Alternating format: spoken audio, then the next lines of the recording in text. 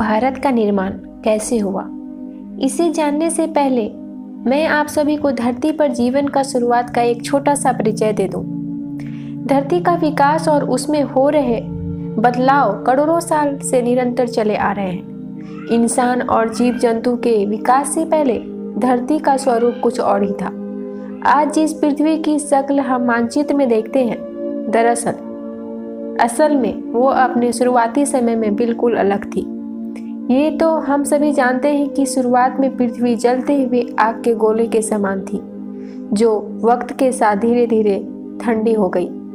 फिर चंद्रमा के निर्माण के साथ धरती पर बारिश और मौसम की शुरुआत हुई। महासागरों का जन्म हुआ और रेंगने वाले जीव पैदा हुए। ये तो हुआ धरती पर जीवन का शुरुआत का एक छोटा सा परिचय। लेकिन क्या आप जानते हैं कि इस पृथ्वी पर अलग अलग देश कैसे बने? क्या मानचित्र में नजर आने वाली विभिन्न देशों की बनावट हमेशा से ऐसी ही थी? भारत का जन्म कैसे हुआ? अगर आप भी इस तरह के सवालों के जवाब ढूंढ रहे हैं तो आपको इस वीडियो को पूरी देखने की जरूरत है, क्योंकि आज हम बात करेंगे धरती पर भारत देश के निर्माण की। वही देश जिसे हम सारे जहां से अच्छा हिंदुस्तान हमारा कहते हैं। देशभक्त से भरी भावना के साथ ये जानना भी बेहद जरूरी है कि हमारे भारत का निर्माण कैसे हुआ और इसकी बनावट के पीछे क्या वजह है। तो देर किस बात की, आइए शुरू करते हैं ये मजेदार वीडियो। जब कई हिस्सों में बट गई धरती, आज हम मानचित्र या सैटेलाइट से जिस पृथ्वी को देखते हैं, दरअसल असल में करोड़ों साल पहले इसके रूप रंग बिल्कुल अलग था।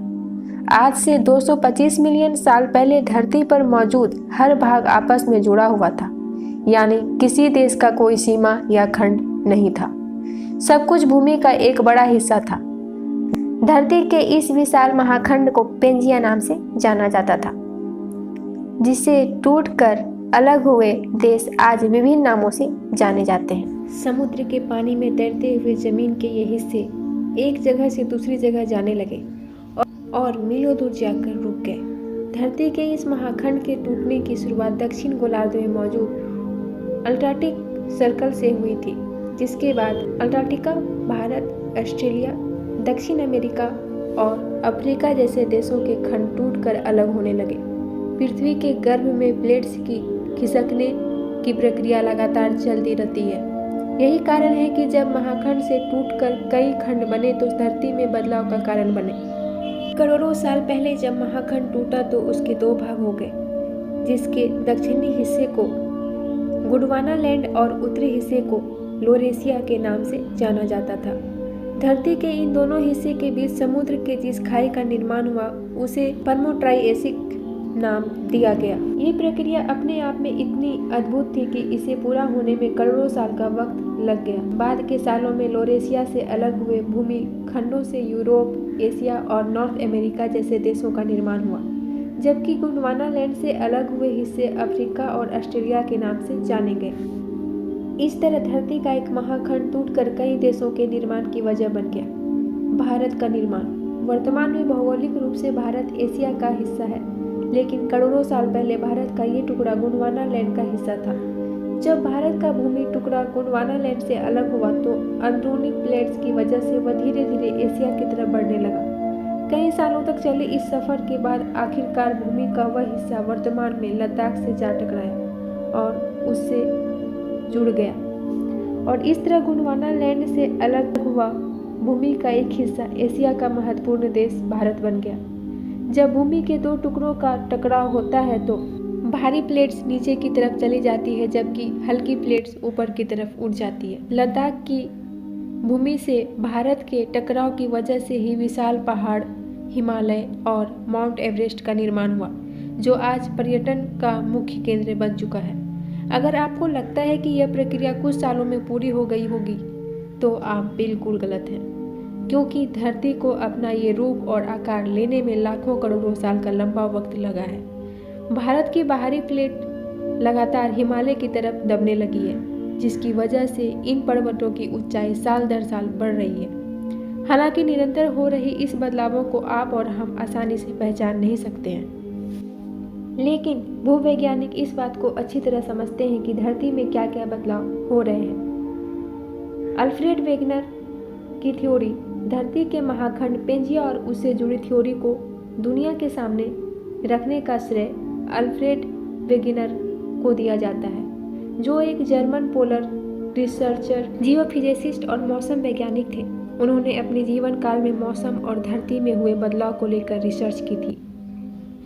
अल्फ्रेड वेगनर का जन्म 1 नवंबर 1880 में जर्मनी में हुआ था। उन्होंने ही अपने शोध कार्यों के दौरान बताया था कि धरती किसी जमाने में एक विशाल महाखंड के रूप में थी, जो समय के साथ विकसित होती गई। उनका कहना था कि अगर आज भी धरती के सभी टुकड़ों को जोड़ दिया जाए तो पेंजिया महाखंड दोबारा से तैयार हो जाएगा। अल्फ्रेड वेगनर ने भूमि के अलग अलग खंडों की जांच की और पाया कि सभी किसी न किसी रूप से एक दूसरे से जुड़े हुए हैं। उन्होंने ही अपनी थ्योरी में बताया था कि भूमि खंडों के अलग होने के दौरान धरती पर रेंगने वाले जीव अस्तित्व में थे।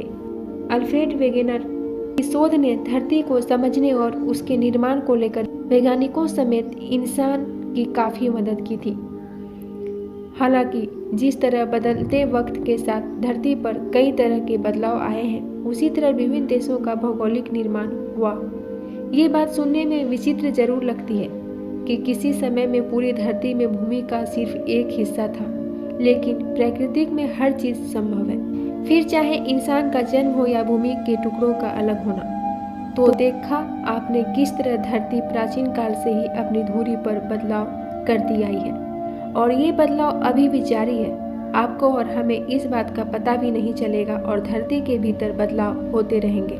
हालांकि इन बदलावों को होने में करोड़ों साल का समय लगता है, लेकिन ये प्रक्रिया अपने आप में बेहद अद्भुत और विचित्र होती है।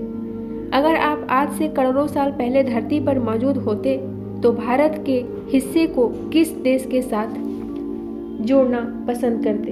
अपना जवाब कमेंट बॉक्स में ज़रूर शेयर करें। आज के लिए बस इतना ही। आई होप हमारे द्वारा दी गई जानकारी आपको पसंद आई होगी।